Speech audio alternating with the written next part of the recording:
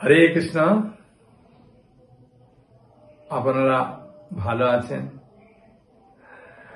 অনেকেই আমাকে বলেছেন যে প্রভু প্রতিটা একাদশী আমি পালন করছি এবং ভগবত ভক্তিতে যুক্ত আছি। আমি বললাম খুব খুশি, আমি খুব আনন্দ।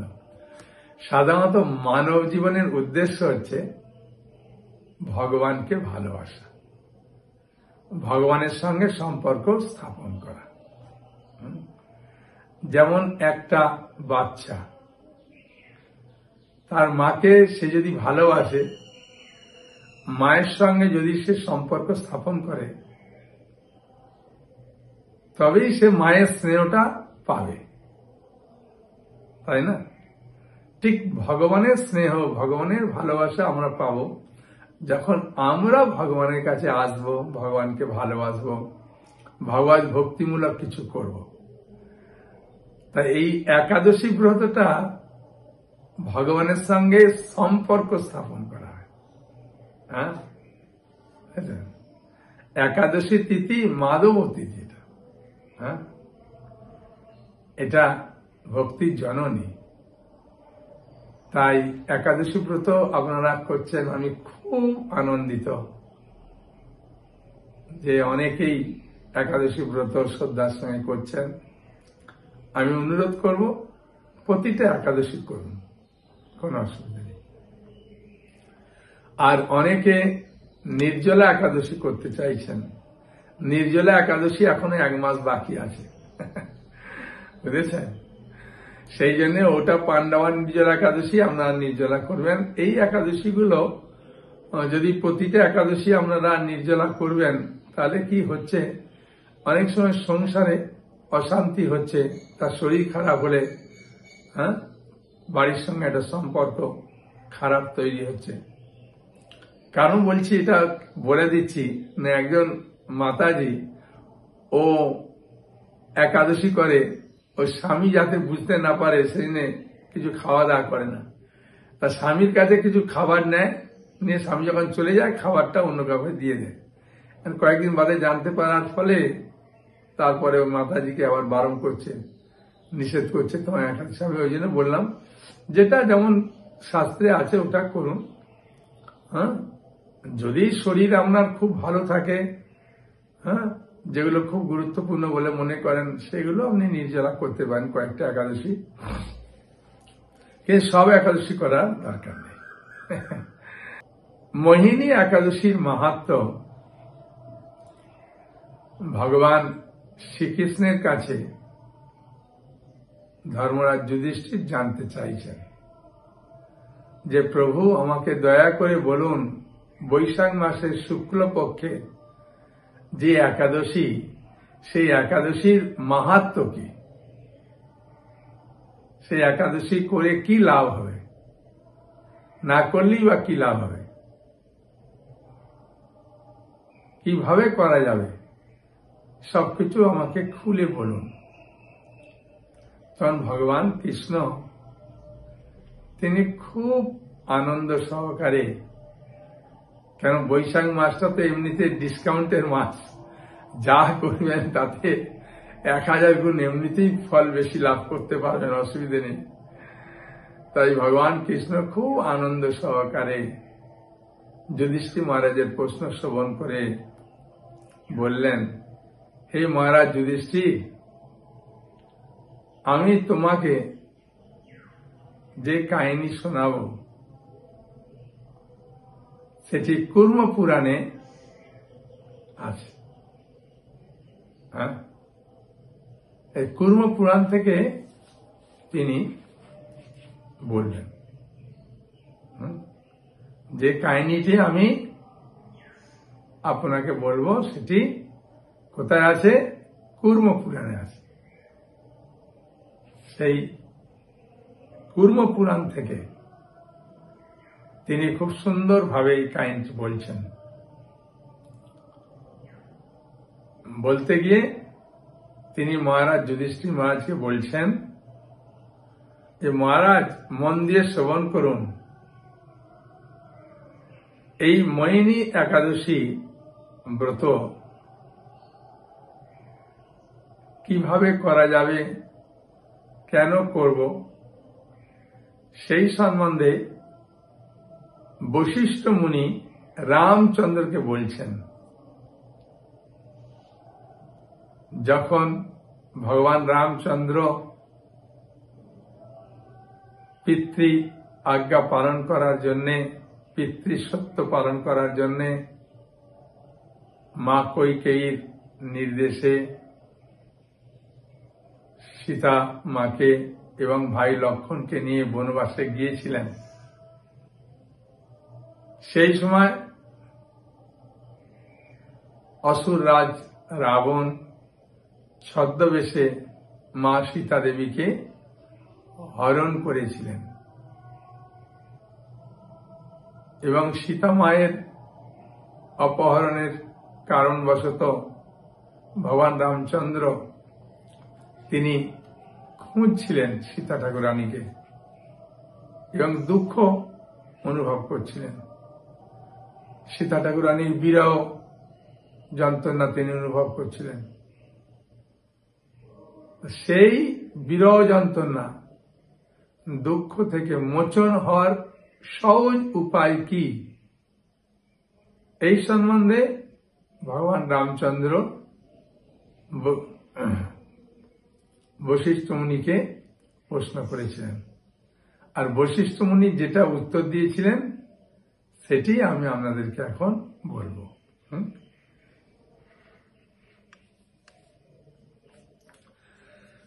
বশিষ্ঠ মুনি বললেন, হে রামচন্দ্র, তুমি উত্তম প্রশ্ন করেছ। যদিও তোমার নাম গ্রহণেই মানুষ পবিত্র হয়ে থাকে, তবুও লোকের মঙ্গলের জন্য তোমার কাছে সর্বশ্রেষ্ঠ এবং পরম পবিত্র একটি ব্রতের কথা বলছি। সে ব্রতটা কি? সেটা হচ্ছে এই একাদশী ব্রত, মোহিনী একাদশী ব্রত। বৈশাখ মাসে শুক্লপক্ষীয় একাদশী মোহিনী নামে প্রসিদ্ধ।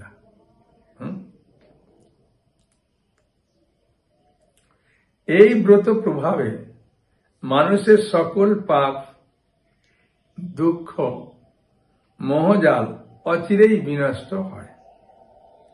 তাই মানুষের উচিত সকল পাপ ক্ষয়কারী, সর্ব দুঃখ বিনাশী এই একাদশী ব্রত পালন করা কর্তব্য। একাগ্র চিত্তে তার মহিমা তুমি শ্রবণ করো।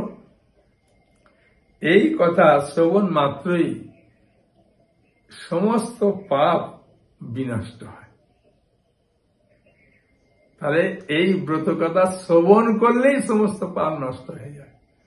সেই জন্য আমি আস্তে আস্তে আপনাদের কাছে বলছি, আপনারা শ্রবণ করুন। তাহলে আমাদের হৃদয়ের যে পাপ আছে সব নষ্ট হয়ে যাবে। তাহলে আমরা ভালো করে হরিভজন করতে পারব। বশিষ্ঠ মুনি কি বলছেন ভগবান রামচন্দ্রকে? বশিষ্ঠ মুনি ভগবান রামচন্দ্রকে বলছেন,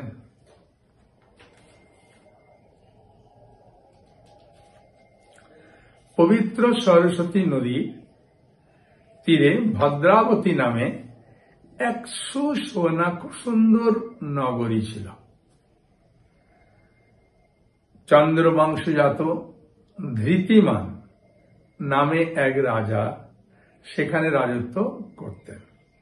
আর এই নগরীতেই একজন ধনবান বৈশ্য বাস করতেন। বৈশ্য মানে যারা ব্যবসা করে, গোচারণ করে, কৃষি রক্ষা বাণিজ্য এগুলো করে। তা তিনি খুব কর্মা ছিলেন, যেহেতু ধনবান। কিন্তু সেই টাকাগুলো তিনি কি করতেন না, তিনি নলকূপ, জলাশয়, উদ্যান, মঠ ও গৃহ ইত্যাদি নির্মাণ কার্যে ব্যবহার করতেন। মানে লোকেদের মঙ্গলের জন্য হ্যাঁ, যেহেতু তিনি রাজা এরিয়ায় আছেন, কিন্তু তিনি তো রাজা নয়, তিনি ধনবান ব্যক্তি, এগুলোকে বলা হয় পুণ্যকর্ম। তা তিনি এইসব কাজে নিযুক্ত থাকতেন, সৎ কাজে। তিনি ছিলেন বিষ্ণু ভক্তি পরায়ণ, শান্ত প্রকৃতি মানুষ এবং সুমনা, দ্যুতিমান, মেধাবী, সুকৃতি ও দৃষ্ট বুদ্ধি নামে 5 জন পুত্র ছিল। ভদ্রলোকের 5 জন পুত্র। ছোট ছেলেটার নাম হচ্ছে দৃষ্ট বুদ্ধি। হ্যাঁ, আর দৃষ্ট বুদ্ধি তো তার মাথাতে সবসময় দুষ্ট বুদ্ধি ঘুরত, ছোট ছেলে আদরের। তা সে এখন অসৎ সঙ্গের ফলে কি হলো, সে সর্বদা পাপ কার্যে লিপ্ত থাকত, পরস্ত্রীর সঙ্গী, বেশ্যাসক্ত, লম্পট, দ্রুতক্রীড়া, মানে জুয়া, পাশা টাশা খেলা ইত্যাদি পাপে সে অত্যন্ত আসক্ত হয়ে পড়ে।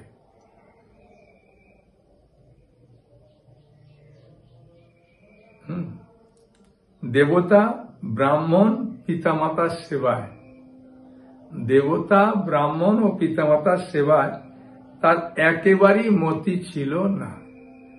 যারা এইসব কাজ করে তাদের কোনো মতি থাকে না। দেখুন, ধনবান হওয়ার ফলে ছেলেকে আগে থাকতে ভালো করে একটু সংযতভাবে শাসন করেনি বলে কিরকম অসৎ পথে যাচ্ছে দেখুন। এরপরে কি করছে ছেলে,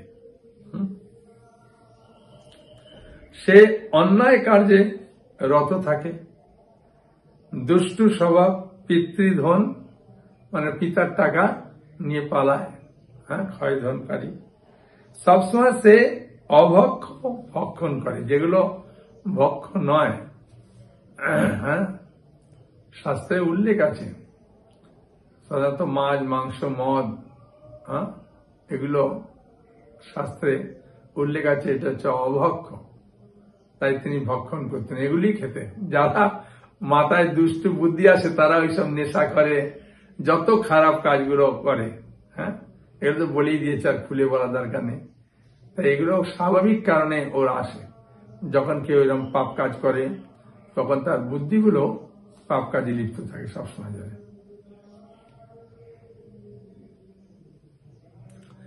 পিতা ধনপাল একদিন পথ চলছিলেন, হঠাৎ তিনি দেখলেন যে দৃষ্টবুদ্ধি এক বেশ্যার গলায় হাত দিয়ে নিঃসংকোচে ঘুরে বেড়াচ্ছে। তার নির্লজ্জ পুত্রকে এইভাবে চৌরাস্তায় ভ্রমণ করতে দেখে তিনি অত্যন্ত মর্মাহত হলেন। পুত্র বা পুত্রী যদি খারাপ হয় তাহলে বাবা মার যে কি কষ্ট হয় সেটা পুত্র আর পুত্রীও জানে না, কিন্তু বাবা মা জানে যে আমার হৃদয়ে কিভাবে, যেমন কাঁটা নিয়ে কারো হৃদয়ে ফুঁকিয়ে দিলে যেমন যন্ত্রণা হয়, সেই রকম হৃদয় যন্ত্রণা হয়। তাই ধনপালের এখন সেই রকম হৃদয় যন্ত্রণা হচ্ছে। চৌমাথা মানে হচ্ছে যেখান দিয়ে 4টে রাস্তা গেছে, প্রচুর লোকটুক থাকে, তো সেখান দিয়ে গালে কাঁধে হাত দিয়ে আর হেলে দূরে যাচ্ছে। কিরকম লাগে চিন্তা করে দেখুন। এই কুস্বভাব দর্শনে পিতা অত্যন্ত ক্রুদ্ধ হয়, তাকে গৃহত্যাগ করে বার করে দিল, মানে ত্যায্য পুত্র করে দিল। আর সে আত্মীয় স্বজনেরও ভালোবাসা থেকে বঞ্চিত হলো। তার কাছে যে কিছু টাকা ছিল, স্বর্ণ ছিল, অলঙ্কার আদি ছিল, সেগুলো বিক্রি করে কিছুদিন চলল খাওয়া দাওয়া। তারপরে অন্ন বস্ত্রহীন দুষ্টবুদ্ধি ক্ষুধায় তৃষ্ণা অত্যন্ত কাতর হয়ে পড়ল। অবশেষে নিজের গ্রামে চুরি করতে শুরু করে দিল। একদিন প্রহরীরা তাকে ধরে বন্দী করল, কিন্তু পিতার সম্মানার্থে তাকে ছেড়ে দিল। এভাবে বার কয়েক ধরা পড়ার পর কিন্তু তবু সে চুরি করে বন্ধ করল না। তখন রাজা তাকে কারাগারে বদ্ধ করে দিল। বিচারে সে কষাঘাত দণ্ডবোধ করল এবং কারাভোগের পর অনন্য উপায়ে দৃষ্টবুদ্ধি বনে প্রবেশ করল। কিছু খেতে না পারলে কি করে, বনে গিয়ে ফলমূল কিছু যদি পায় তো খাবে। সেখানে পশু পাখি বধ করে মাংস ভক্ষণ করে তার দুঃখ পাপময় জীবন যাপন করতে লাগল। দুষ্ট কর্মের ফলে কেউ যখন সুখী হতে পারে না, তাই সে দুষ্টবুদ্ধি দিবারাত্রি দুঃখ সুখে জর্জরিত হয়। যারা মনে করুন পকেট মারে, চুরি করে, ওরা মনে করবেন না যে সুখে আছে, অনেক টাকা একবারে রোজগার করে ফেললো, প্রচন্ড দুঃখে থাকে। টাকা যদি শান্তি দিত তাহলে টাটা বিড়লা তো শান্তিকে ঘরে কিনে রেখে দিত, তাই না? না, এই ভগবত ভক্তি ছাড়া প্রকৃত শান্তির কোনো উপায় নাই, বুঝেছেন? এভাবে অনেক দিন অতিবাহিত হলো কোনো পুণ্য ফলে, মানে আগে কখনো পুণ্য ফলে। হঠাৎ তিনি একদিন কৌডিন্য ঋষির আশ্রমে উপস্থিত হলো। কোন কারণে ঋষির আশ্রমে গিয়ে পৌঁছেছে। আর সেটা ছিল বৈশাখ মাস। আর বৈশাখ মাসে ঋষিবার গঙ্গা স্নান করে আশ্রমের দিকে ফিরে আসছেন। আর শোকাকুলা দুষ্টবুদ্ধি তার সম্মুখে উপস্থিত হল। ঘটনাক্রমে ঋষির বস্ত্র হতে এক বিন্দু জল তার গায়ে পড়ল। তাই সাধু সন্ন্যাসীদের স্নানের জল, কাপড়ের জল যদি একটা ঠিকর পড়ে তাহলে কি লাভ দেখুন। কারণ সাধু সন্ন্যাসীরা সবসময় ভগবানের চিন্তা ভাবনা নিয়ে আছে, তো তাই তাদের স্পর্শজনিত কিছু জিনিসই আপনার মঙ্গল করে। তাই এক বিন্দু জল গায়ে পড়ল। সেই জলস্পর্শে তার সমস্ত পাপ দূর হল। হঠাৎ তার শুভ বুদ্ধির উদয় হল। আসলে কৌডিন্য মুনি খুব শক্তিশালী মুনি, আমাদের মতো নয়। আমাদের গায়ে কাপড়ের জল আপনার গায়ে পড়লে কিচ্ছু হবে না, কারণ আমরা সাধন ভজনে অতটা উন্নত হতে পারছি না। চেষ্টা করছি, শাস্ত্রে আছে যে ঐকান্তিক ভাবে নিষ্ঠা সহকারে যদি কেউ ভক্তি করে, ভগবান তাকে বিশেষ কৃপা করেন।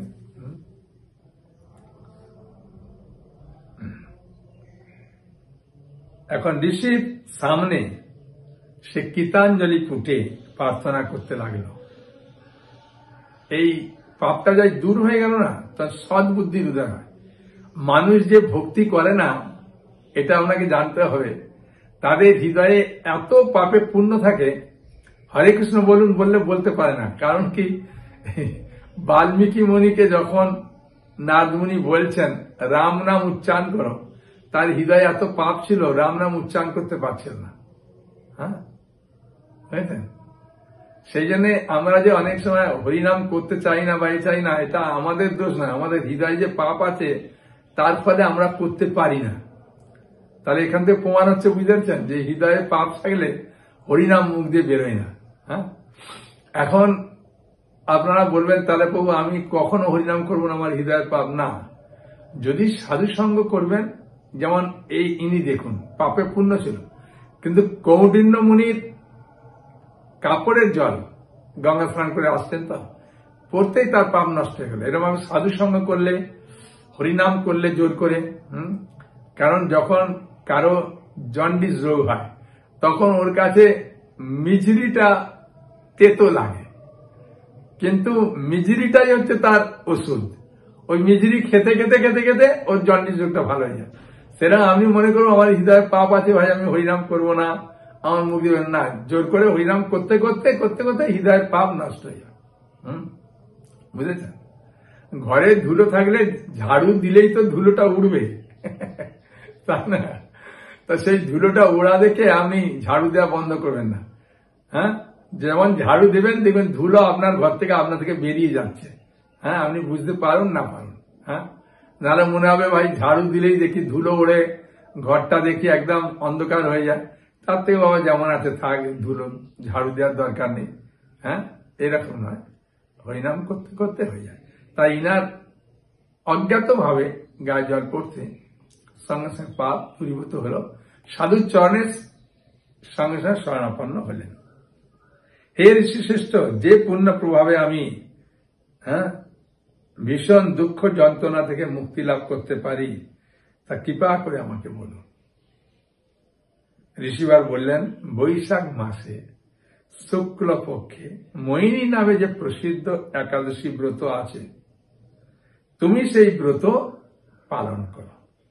এই ব্রতের ফলে মানুষের বহু জন্ম অর্জিত পর্বত পরিমাণ পাপরাশিও ক্ষয় হয়ে থাকে। একাদশীর মাহাত্ম্য। মহামুনি বশিষ্ঠ বললেন, কৌণ্ডিন্য ঋষির উপদেশ শ্রবণ করে প্রসন্ন চিত্তে দৃষ্ট বুদ্ধি সেই ব্রত পালন করল। সাধুর কথা মতো আপনাকে চলতে হয়। সাধু যখন বলছে একাদশী করুন, একাদশী করলে আপনার মঙ্গল হবে, করা দরকার। মাসে তো মাত্র 2টো একাদশী, বেশি তো নয়, সেই জন্য করুন। ঠিক আছে, কিভাবে করবেন আমি পরে বলবো। এখন শুনুন। হে মহারাজ রামচন্দ্র, এই ব্রত পালনে সে নিষ্পাপ হলো। এই কাহিনীটা কে বলছিলেন? বশিষ্ঠ মুনি বলছিলেন ভগবান রামচন্দ্রকে। আর যুধিষ্ঠির মহারাজ প্রশ্ন করেছিলেন, সেই প্রশ্ন উত্তরে শ্রীকৃষ্ণ মোহিনী একাদশী মাহাত্ম্য বলছেন কুর্ম পুরাণ থেকে। তাহলে এগুলো কুর্ম পুরাণ উল্লেখ আছে, তাই না? আর রামচন্দ্র সম্বন্ধে যদি আপনি সুন্দরভাবে ডিটেলস জানতে চাইবেন, তাহলে ভাগবতমের 9ম স্কন্ধে আছে। এই 9ম স্কন্ধের 10ম অধ্যায়ে একাদশ দ্বাদশ সব ভগবান রামচন্দ্রের কাহিনী আছে। ভগবান রামচন্দ্র কে বশিষ্ঠ মুনি বলছেন যে এই ব্রত পালনে ওই দৃষ্ট বুদ্ধি পাপ থেকে মুক্ত হল, দিব্য দেহ লাভ করল, অবশেষে গরুরে আহরণ করে সকল প্রকার উপদ্রবহীন বৈকুণ্ঠ ধামে গমন করেছে। চিন্তা করেছেন? হে রাজন, ত্রিলোকে মোহিনী ব্রত থেকে আর শ্রেষ্ঠ ব্রত নেই। যজ্ঞ, তীর্থস্থান, দান ইত্যাদি পুণ্য কর্মে এই ব্রতের সমান নয়। এই ব্রত কথা শ্রবণ কীর্তনে সহস্র গোদানের ফল লাভ হয়। তাহলে এই ব্রত আমরা যে শ্রবণ করলাম, কীর্তন করলাম, সবাই মিলে, তাহলে আমরা সবাই সহস্র গোদানের ফলে, একটা নয়। এখন গরুর কত দাম আছে বুঝতে পেরেছেন? তাহলে সহস্র গোদানের ফল আমরা লাভ করতে পারলাম। একাদশীর দিন একবার শুনে নেবেন, তাহলে সহস্র গোদানের ফল আমরা পেয়ে যাব, তাই না? তাহলে এখন কিভাবে পালন করবেন আপনারা সেটা শোনার জন্য খুব আগ্রহী, তা আমি বলবো আপনারা শুনুন। যেহেতু এই মাসটা বৈশাখ মাস, বৈশাখ মাসে তো ভোরে স্নানের একটা ফল পাবেনি, তাই না? তাই ভোরে উঠেই আগে গঙ্গা গঙ্গা গঙ্গা 3 বার উচ্চারণ করে স্নান করে নেন, নিয়ে পরিষ্কার বস্ত্র, পরিষ্কার ধোয়া বস্ত্র পরলেন, পরে ভগবানকে, যদি আপনার ঘরে ভগবান থাকে, তাকে ভগবানকে আপনি ঘুম থেকে তুললেন, তুলে আপনি যেমন ভাবে সেবা করেন করলেন। বা আপনার বাড়িতে যদি ভগবান না থাকে, কোনো ক্যালেন্ডার আছে বা কিছু আছে, সেখানে আপনি সুন্দরভাবে একটা ধূপকাঠি কি প্রদীপ দিয়ে আপনি ভগবানকে আরতি করলেন। আরতি বলতে অন্য কিছু নয়, আপনি চরণে 4 বার ঘোরাবেন এরকম সুন্দরভাবে, নাভিতে 2 বার দেবেন, আর মুখমণ্ডলে 3 বার দেবেন, আর সমগ্র শরীরে 7 বার ঘোরাবেন, টোটাল 16 বার। তাহলে আরতি হয়ে গেল। প্রদীপও এরকম করতে পারেন যদি প্রদীপ থাকে। তারপরে একটু ফুল নিবেদন করলেন ভগবানকে। যদি মন্ত্র না জানেন হরে কৃষ্ণ বলুন, সবেতেই হরে কৃষ্ণ, কোনো অসুবিধা নেই। করার পরে হরিনাম করবেন। হরিনামটা খুব গুরুত্বপূর্ণ। হ্যাঁ, হরে কৃষ্ণ মহামন্ত্র কীর্তন করবেন, খুব সুন্দর হবে। একাদশীর দিনে যত বেশি হরিনাম করবেন তত ভালো। তারপরে হরিনাম করতে করতে যখন আর হরিনাম মানে যে আমরা ইচ্ছা সেটা পূর্ণ হয়ে গেল, হরিনাম করা হয়ে যাওয়ার পরে হ্যাঁ, আপনি একটু গীতা কি ভাগবত কি চৈতন্য চৈতামৃত এইরকম ধর্মশাস্ত্র পড়বেন। হ্যাঁ, পড়ার পরে তো খিদে পাবে, তো ভগবানকে আপনার যদি ফটো থাকে বা ল্যামিনেশন থাকে কি আলেখ্য থাকে, যেমন থাকে, ভগবানকে আপনি হ্যাঁ কিছু নিবেদন করুন। বুঝেছেন? বলতেও লজ্জা লাগে যে কেউ কেউ বলেন প্রভু বেশিক্ষণ উপোস মানে যদি পেটে কিছু না থাকে আমার শরীর খুব কাঁপতে থাকে। স্বাভাবিক, এটা অস্বাভাবিক নয়, কারণ কলি যুগ তো সব মানুষই কিছু না কিছু রোগে ভুগছে। হ্যাঁ, আর যদি প্রেসার সুগার এরকম কিছু কিছু এমন কিছু কিছু রোগ আছে যেগুলো কিছু না খেলেই খুব খারাপ লাগে। তা অনেকে বলে প্রভু রান্না করারও আর উপায় পাই না, কি করব? আমি তাহলে একটু সাবু ভিজিয়ে দিয়ে, সাবু একটু কলা হ্যাঁ কি একটু গুড় দিয়ে, আখের গুড় দিয়ে খেয়ে নেন, অসুবিধা নেই। হ্যাঁ, আর পারলে একটা দুটো সবজি করতে পারেন। হ্যাঁ, এখন তো বাজারে কুমড়া পাওয়া যাচ্ছে, পাকা হোক কচি হোক, কুমড়া আলু দিয়ে আর সূর্যমুখী তেল বা একটু ঘি আর সন্দেহ লবণ দিয়ে একটু রান্না করলেন, যেমন আপনার ইচ্ছা। হ্যাঁ, বা আলুকেও খুব সুন্দর হ্যাঁ ভাজা করতে পারেন, বাদামকে ভাজা করতে পারেন। হ্যাঁ, আর যদি বাদামকে আগের দিনে ভিজিয়ে দেবেন না, আর সেই বাদামটা আপনি যখন প্রেসার কুকারে সেদ্ধ করে নেবেন, সেদ্ধ করার পরে একটু তো লবণ দেবেন, সন্দেহ লবণ। হ্যাঁ, তারপরে দেখবেন ওই বাদাম সিদ্ধ খেতে খুব ভালো লাগে। হ্যাঁ, আর বাদামে এমনিতে যদি বলেন আমার শক্তির দরকার, ওতে খুব প্রোটিন আছে। আর ওই বাদাম সিদ্ধতে অতটা গ্যাস ট্যাস বা শরীরের ক্ষতি করে না। যারা সুগার রুগী আছেন তারা একটু অসুবিধা ভোগ করেন, বুঝতে পারছি, অল্প খাবেন, অল্প অল্প করে। হ্যাঁ, তো এইভাবে করুন। একটু ফল খান। বুঝেছেন? অনেকে বলে প্রভু খালি পেটে ফল খেলে আমার অ্যাসিড হয়ে যাবে, তাহলে ঠিক একটু শরবত খেতে পারেন, পাতি লেবুর শরবত খেতে পারেন লবণ দিয়ে। হ্যাঁ, একটু কিছু মিষ্টি দিয়ে সুন্দর শরবত করে খেতে পারেন। তো ওই দিন চাটা না খেলে খুব ভালো, খুব ভালো। হ্যাঁ, বুঝেছেন? আপনি মনে করলেন একটু গরম দুধ খেতে পারেন, কিন্তু ওই দিন চা না খেলে ভালো, খুবই ভালো, কারণ চাটা প্রচুর ক্যাফিন থাকে। আর এইভাবেই করুন আর কি। হ্যাঁ, এমনিতে খাওয়ার অনেক কিছু জিনিস আছে যার আমরা তো প্রতিবারে করছেন, করতে তো অভ্যাস হয়ে যায়, অসুবিধা নেই। হ্যাঁ, নারকেল খেতে পারেন, একটু কাজু খেতে পারেন, হ্যাঁ কিশমিশ খেতে পারেন, এরকম কিছু একটু অল্প অল্প করে খেয়ে হ্যাঁ একবার দুবার করলে দেখবেন আপনাকে আর নতুন ভাবে কিছু করতে হবে না। অনেকে আমাকে বলছে প্রভু অক্ষয় তৃতীয়া আছে, আমি ভগবানকে বলে দিয়েছি ভক্তি শুরু করবো। হ্যাঁ, আমি বলছি এই ভগবানকে বলে দিয়েছেন ভক্তি শুরু করো মানে কি, ভগবানের কাছে যাওয়া মাত্রই আমরা ভক্তি শুরু হয়ে গেছে, অলরেডি বলার আগেই শুরু হয়ে গেছে। হ্যাঁ, বুঝেছেন? তা খুব ভালো লাগছে আপনাদের সমস্ত কথা শুনে যে প্রভু একাদশী করব। হ্যাঁ, আর একাদশীতে কোনো বিধি নিয়ম নেই, যে কোনো অবস্থায় একাদশী করতে পারেন, ঠিক আছে? কেউ বাড়িতে জন্মগ্রহণ করলো কি মারা গেল কি কোনো কারণে আপনি অসুচি বোধ করছেন, একাদশীতে কোনো অসুবিধা নেই, একাদশী ব্রত করতে পারেন। হ্যাঁ, ভগবান তুলসী মহারানীকে একটু জল দেবেন, এটা বলতে ভুলে গেছি। তুলসী মহারানীকে জল, তুলসী মহারানীকে ডান দিকে রেখে পরিক্রমা করলেন, প্রণাম করলেন। হ্যাঁ, এগুলো সব ভক্তিমূলক। আর বাজে কথা ওই দিন না বললে ভালো। দেখবেন যে বাড়িতে একটু চিৎকার চেঁচামেচি যাতে অশান্তি না হয়।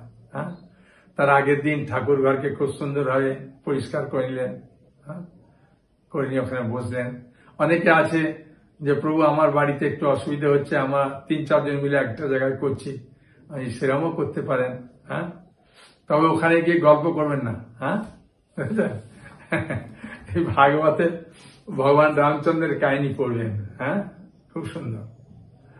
তা আমার একটাই অনুরোধ যে আপনারা সুন্দরভাবে এই একাদশী ব্রত পালন করুন, আর ভক্ত সঙ্গ করুন। মায়াপুর টিভিতে ভগবানকে এখন চন্দন যাত্রা চলছে, ভগবানকে দর্শন করুন। আর আপনার বাড়িতে যদি ভগবান থাকে, ভগবানকে একটু চন্দন দেবেন। হ্যাঁ, ঘষে কপালে দেন, আর চরণে তুলসীতে একটু লাগিয়ে চন্দন চরণে দেন ভগবান কৃষ্ণের। হ্যাঁ, বা গৌরাঙ্গ মহাপ্রভু, নিত্যানন্দ প্রভু, অদ্বৈত আচার্য প্রভু, বা বিষ্ণু যদি থাকে, নারায়ণ থাকে তার, জগন্নাথ থাকলে, বলদেব থাকলে। সুভদ্রা মাকে দেবেন না, আর রাধারানীকে দেবেন না, কোনো সখীদের না। হ্যাঁ, এইভাবে করুন। হ্যাঁ, আপনারা যখন আমাকে বলেন যে প্রভু আমি একাদশী আরম্ভ করেছি, সম্পূর্ণ নিরামিষ হতে পারছি না, সম্পূর্ণভাবে হরিনামও করতে পারছি না, হ্যাঁ, আমি ঠিক আছে করুন, করুন। ভগবান এতে খুব খুশি। হ্যাঁ, একটা বাচ্চা ছেলেকে, হ্যাঁ, যখন দেখবেন প্রথমে বাবা বলা শেখায় ওর মাই, মা যখন বলে বল বল বা বাবা বল, বা বা বল, তখন বাচ্চাটা বাবা তো বলতে পারে না, বা বা, তখনই মা একদম আনন্দে ওকে জড়িয়ে ধরে। ও এই তো আমার ছেলে বাবা বলবে এবার কিছুদিন বাদে, খুব আনন্দ পাবে না। হ্যাঁ, আর যখন দেখবেন বাচ্চা আস্তে আস্তে চলতে শুরু করে, হাঁটি হাঁটি পা পা বলে যায়, তখন বাচ্চা যখন দেখবেন আস্তে আস্তে যায়, ওর মা দেখবেন ওর পেছনে পেছনে যায়। কেন? বাচ্চা তো হাঁটছে, মা যায় কেন? যদি পড়ে যায় হট করে তুলে ধরবে। হ্যাঁ, সেই জন্য আমরা যখন একাদশী ব্রত করছেন, ভক্তি যে কোনো কিছু করছেন, ভগবান খুব আনন্দ হয়ে আপনাদের পেছনে পেছনে যাচ্ছে। হ্যাঁ, যখনই আপনি বলছেন আর আমি করবো না, ভক্তিবাদ করবো না, তখন সাধু সঙ্গ বা কোনো গ্রন্থের মাধ্যমে, কারো মাধ্যমে অনেকে যাচ্ছে, না না না করো করো। হ্যাঁ, ছেড়ো না। হ্যাঁ, এর ছেড়ে কি করবে? এতদিন তো অনেক কিছু খাওয়া দাওয়া করলাম, অনেক সঙ্গ করলাম, অনেক রাজনীতির কথা শুনলাম, অনেক টিভি দেখলাম। হ্যাঁ, কিন্তু পেলামটা কি? হ্যাঁ, তা এখন ভগবত ভক্তি সম্বন্ধে যখন জানতে পেরেছি, তা ভগবত ভক্তি যদি আমি করি, আমার পারমার্থিক মঙ্গল, হ্যাঁ, আমার সংসারে মঙ্গল, তাহলে আমি কেন করব না? তাই না? তাই আমার করজোড়ে অনুরোধ, আপনারা করুন। আর নতুন নতুন, হ্যাঁ, আপনাদের আত্মীয় স্বজন পরিচিতকে এই ভক্তি পথে নিয়ে আসুন। হ্যাঁ, তাহলে দেখবেন আপনিও খুব আনন্দ পাবেন। হ্যাঁ, যেমন বাচ্চা যখন খায় মায়ের প্লেট থেকে, থালা থেকে, মা যদিও বাচ্চা যদি খায়, মা খুব আনন্দ পায়। তাতে মা কখনো মনে করে না যে আমার থালা থেকে তুই খেয়ে নিচ্ছিস, তাহলে আমি খাবো কি, এরকম কখনো কোনো মা বলে না। হ্যাঁ, বাচ্চা খেলেই দেখবেন মায়ের হৃদয়টা আপনার থেকে ভরে যাচ্ছে। বাচ্চা খাওয়া মানেই মায়ের পেটটা ভরছে। আর বাচ্চা যদি না খায়, দেখবেন মায়ের পেটটা দেখবেন ভরলেও শান্তি পাচ্ছে না, বাচ্চাটা খেলো না, খেলো, বারবার মনে হয়। সেটা আপনি যখন ভক্তিপদে আসবেন, করবেন, হ্যাঁ, অন্যজনকে করাবেন, তখন দেখবেন আপনি এত আনন্দ পাচ্ছেন, যেমন মা আনন্দ পায়, হ্যাঁ, বাচ্চাকে খায়, সেরকম অপরজনকে করালে, এই একাদশী ব্রত বা ভক্তিপথে আনলে আপনিও দেখবেন এইরকম খুব আনন্দ পাবেন। ঠিক আছে? হরে কৃষ্ণ কৃষ্ণ কৃষ্ণ হরে হরে, হরে রাম রাম রাম হরে হরে। জয় মোহিনী একাদশী কি জয়, জয় ভক্তবৃন্দ কি জয়। নিতাই গৌর প্রেমানন্দে, হরি হরি বল।